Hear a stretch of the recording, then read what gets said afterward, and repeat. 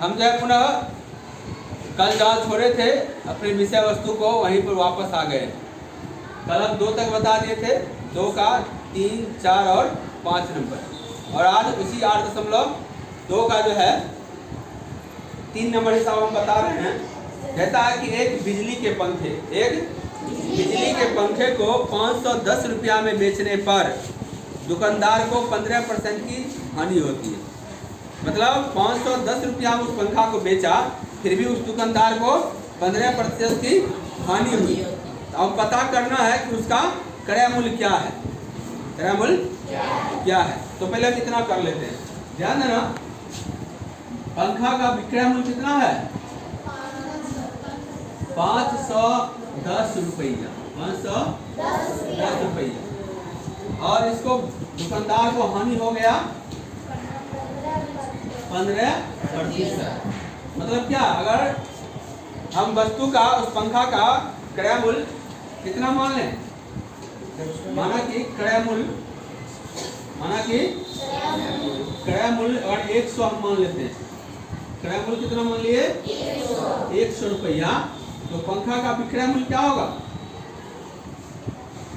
100 घटाओ 15, 100 घटाओ, यानी 85 रुपया में पंखा बिका। अगर 100 रुपया क्रय मूल्य है तो पंखा कितना में बिका? 85 रुपया। तब 15% की हानि हुई। तब लिखेंगे क्योंकि 85 रुपया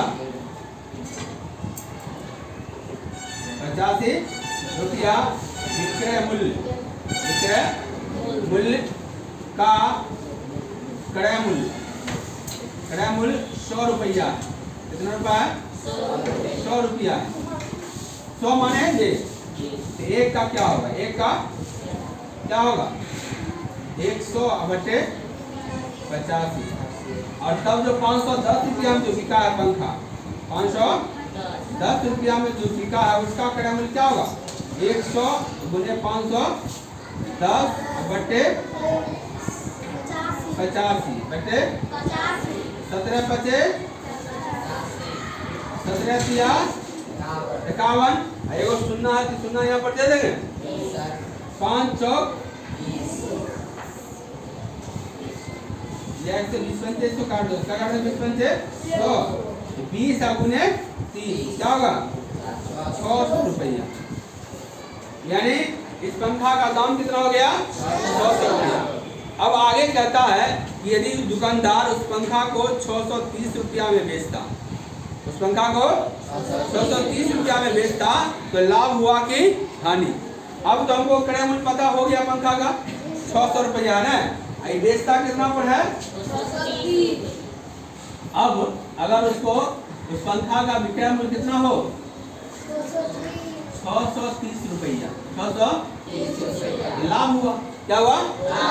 अब हमें इसका जो है क्रय मूल्य पता हो गया पंखा का कितना? 600 रुपया। बेच रहा है हम कितने पर? लाभ होगा। क्या होगा? लाभ होगा। क्या होगा? तो सूत्र जानते करता से डायरेक्ट घटाते क्या? 630 घटाओ 600, यानी 30 रुपया है। अब उसको क्या हुआ? लाभ। अब लाभ प्रतिशत निकाल देते हैं।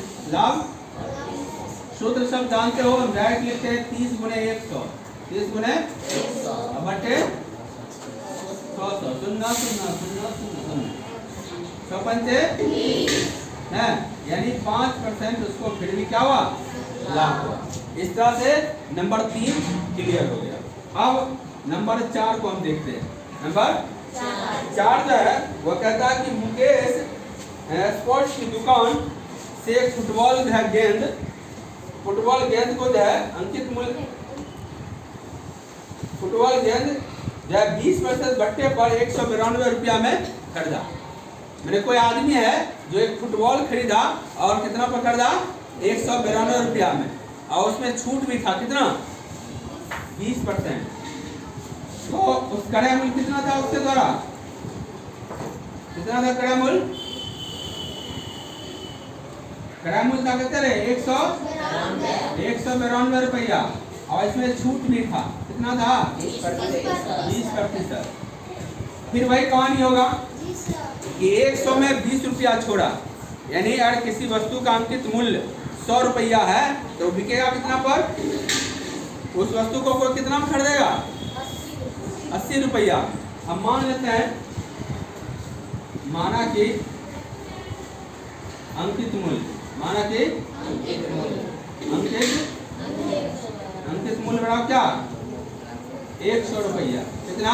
100 रुपया। और छूट कितना है? ये 20%। छूट इसमें है 20%। कितना है? 20%। तो उसका विक्रय मूल्य क्या हो जाएगा? तो 100 घटा 20 यानी 80 रुपया। यानी जिसका अंकित मूल्य 100 रुपया है, अगर 20 रुपया 20% अगर छूट को बिकता है तो 100 रुपया की वस्तु कितना पर बिकेगा? 80 रुपया पर। हम लिखेंगे वही बात, क्योंकि 80 रुपया विक्रय मूल्य का अंकित मूल्य, विक्रय मूल्य का अंकित मूल्य कितना है? 100 रुपया। कितना है? 100 रुपया। अंकित मूल्य के बारे में जानते हैं, जो दुकानदार के द्वारा मूल्य बैठाया जाता है। तो इसलिए एक में क्या हो जाएगा? 100 बटे 80, 100 बटे 80, इसलिए 192। 100 क्या होगा? 100 गुने 192 बटे 80। ई आई कट गया। 4 दूनी 2 पंचे 4 चौक, यहाँ 5 होगा। क्या होगा? 4 चौक, यहाँ क्या होता है? 3 है, 2 32 हो गया। 8 चौक 32। अब जो है इसको गुना कर दो, 5 गुने 48, 8 पंचे 40, 5 चौक 20, 4 24। तो यहाँ 240 रुपया जो है ये आंसर होगा। ये क्या होगा? ठीक है, कॉन्सेप्ट क्लियर है? अब जो है क्या? 5। क्वेश्चन नंबर क्या है? 5 है। और 5 कहता है कि कोई आदमी जो है जूता खरीदा। क्या खरीदा? जूता। और जूता का जो दाम था, वह दाम था कितना? अंकित क्या हुआ था? 1250 रुपया। वो जूता पर दाम कितना था? 1250 रुपया था। और यदि कहता है वह 20% छूट देता है, कहता है कि एक दुकानदार एक जोड़ी जूते पर 1250 रुपया अंकित मूल्य करके ग्राहक को खरीदने पर 20% की छूट देता है। 20% का क्या करता है? छूट देता है। अंकित मूल्य कितना है जूता का? अंकित मूल्य क्या है? 1250। 1250। यो पर छूट है, यो पर 20%। कहते हैं 20%। हम निकाल देते हैं 1250 का 20%। 1250 का 20%। तो 1250 गुने 20 बटे 100 कट गया, यानी 250 रुपया छूट मिलता है।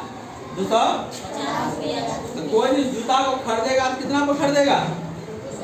1000 पर। कितना पर? 1000 रुपया पर वह खरीदेगा। कितना पर खरीदेगा? 1000।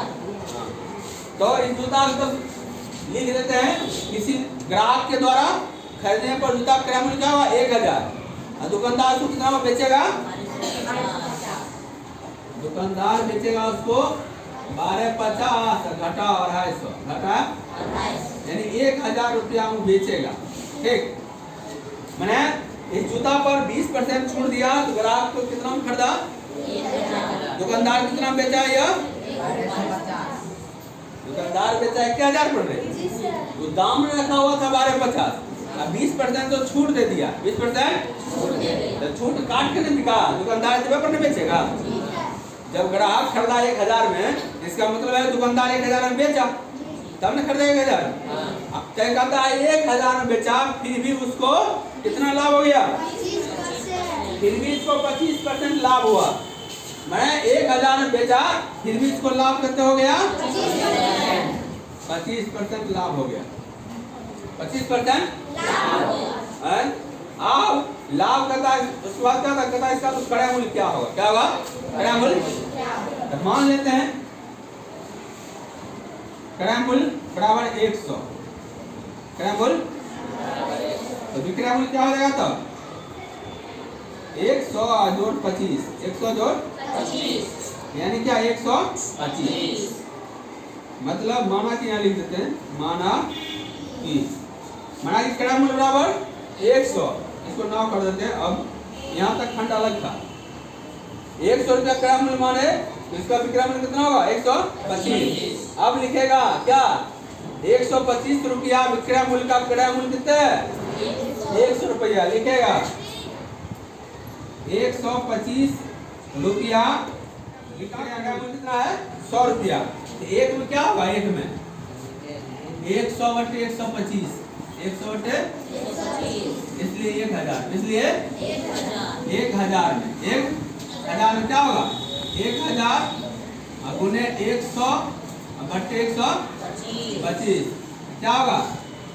25 पंचे 125, 25 पंचे 125, 20 पंचे 100, 20 पंचे 200, 25 चौक 100, 25 चौक 400, 4 गुने 200 क्या होगा? 800। तो 800 रुपया सही में उस जूते का दाम था। वो जूते का सही दाम क्या था? 800। अब यहाँ पर देखो दुकानदार 1250 रुपया अंकित किया था, 1250 अंकित किया था। और दुकानदार ग्राहक को लुभाने के लिए कहा कि हम 20% छूट देते हैं, 20%, और फिर भी वह 1000 में बेचा। कितना बेचा? 1000। और 1000 में बेचा, फिर भी उसको कितना लाभ हुआ था? 25%। तो उसका क्रय मूल्य हम निकाले तो निकला 800। निकला 800। इसका क्या मतलब है? इसका मतलब है उसको बहुत अधिक मुनाफा कमाया जी।